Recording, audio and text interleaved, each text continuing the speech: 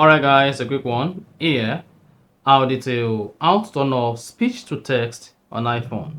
So if at the end of this you found this offer informative, please don't forget to like and then subscribe. Now, to turn off speech to text on iPhone, all you need to do is go ahead and open the settings app. Scroll down and then select app. Under apps, you want to scroll down until you get to the message application. So keep scrolling until you get to messages and then click on it. Under messages, scroll down and then disable raise to listen. Once you disable raise to listen, this is going to stop your iPhone from recording whenever you raise your iPhone to your ear. As beautiful as that. And you can also turn off detections on your iPhone. To turn off detections, all you need to do is go ahead and open the settings app. Scroll down, click on general.